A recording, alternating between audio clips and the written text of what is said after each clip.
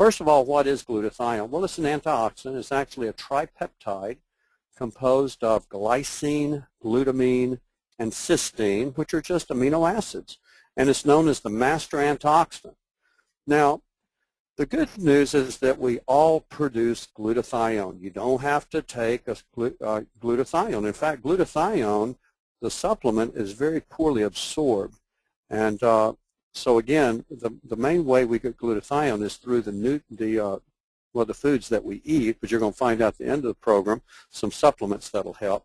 But the good news is we produce our own glutathione. The bad news is that there's many things that deplete our glutathione levels, like exposure to toxins and pollutants and even drugs and xenobiotics.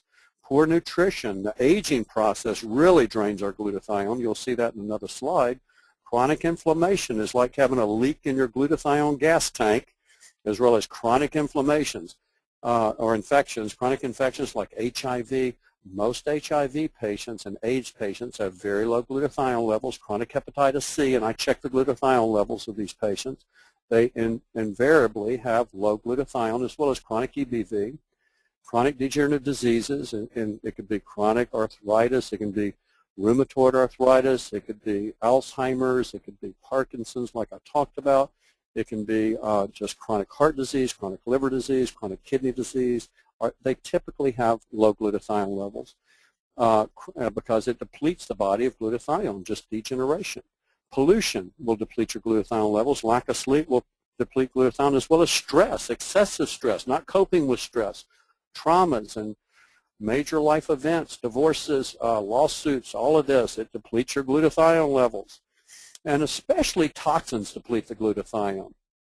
And realize there's almost 70,000 industrial chemicals that are found in common products, with 1,000 new synthetic chemicals introduced every year. And our body uses up glutathione when it detoxifies these chemicals. The EPA estimates that the average American may be carrying about 700 industrial chemicals in their body. 700 chemicals. Well, guess what that's doing? It's lowering the glutathione level. A CDC report resulted from 2,500 screenings of Americans for 148 industrial chemicals. They found that significant quantities of these chemicals were found in the bloodstreams in every individual tested.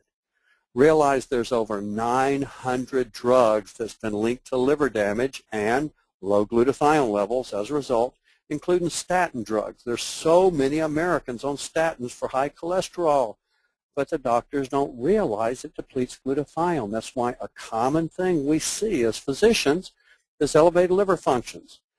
And that's why it's important to put these people on a glutathione boosting supplement, because it'll help to correct a lot of the liver function abnormalities. Hormone contraceptives, antibiotics, also chemotherapy drugs.